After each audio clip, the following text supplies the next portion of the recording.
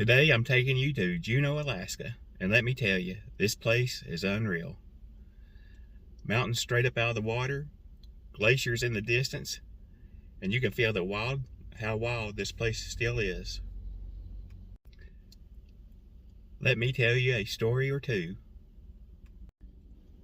So the first thing that hits you when you get to Juneau is how it's not like most capital cities. You can't even drive here from the rest of Alaska. No roads in or out. You either fly in or come by boat.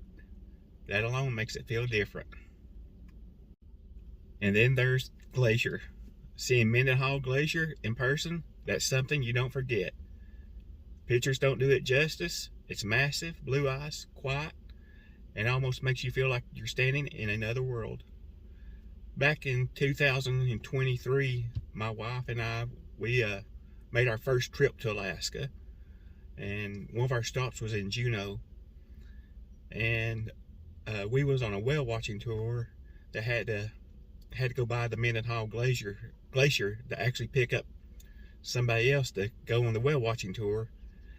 And so it was just a quick drive-by, and that thing was humongous. So, you know, we've been up there the last 3 years.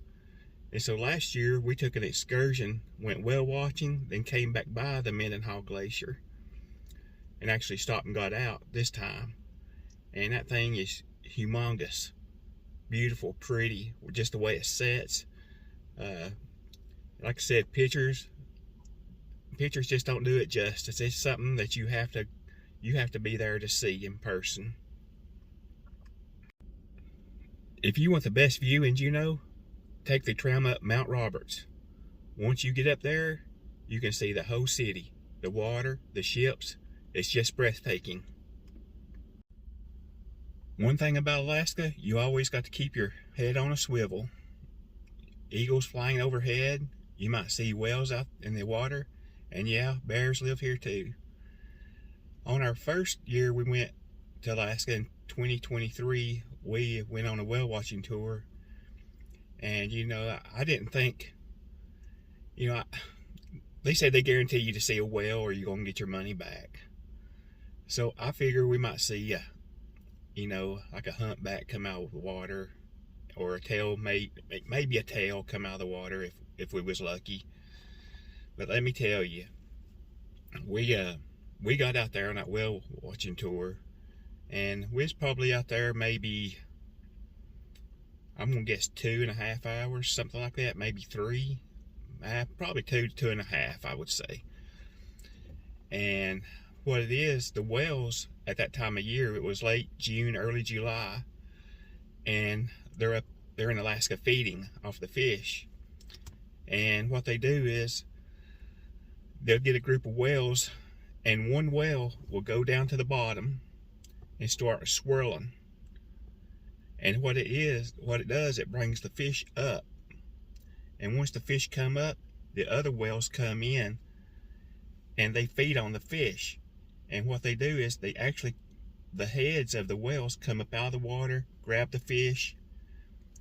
And I bet you we seen 20 to 30 whales within that 2-hour period. And that's not even counting seeing the humpbacks and the tails coming out of the water also. It was amazing. Something I'll never forget.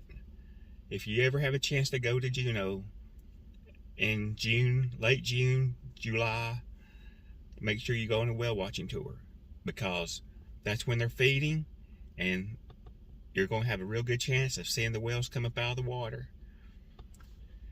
And eagles, on your way to the whale watching tour, you're on a highway, and they call it Eagle Alley.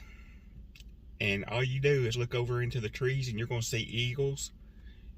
You just look for something white. That'll be their heads or their tails. And you can actually see the eagles. And you'll even catch them flying around all the time up there. It's beautiful. Where I live in southeast Tennessee, you don't see eagles. If you're lucky, you might see 1 or 2. But I'm 55 years old.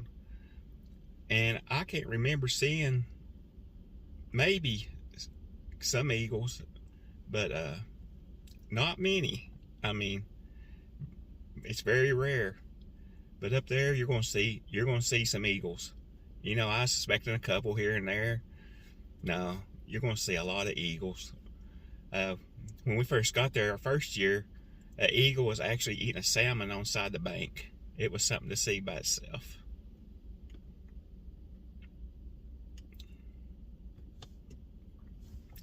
You just have to keep your eyes open, and you'll see eagles. You'll see all kinds of wildlife. And actually, downtown Juneau has the cool small town vibe. Local shops, seafood spots, and people who actually live this life every day. It's just not a tourist stop. It's real life. And I would recommend, if you ever go to Juneau, there's a place called Tracy's Crab Shack. They have king crab, fresh caught king crab that day. It's not cheap. It's a little bit pricey, but fresh king crab. I'm not talking about the real small ones you get like at Red Lobster. I'm talking about ones about like that, if not bigger.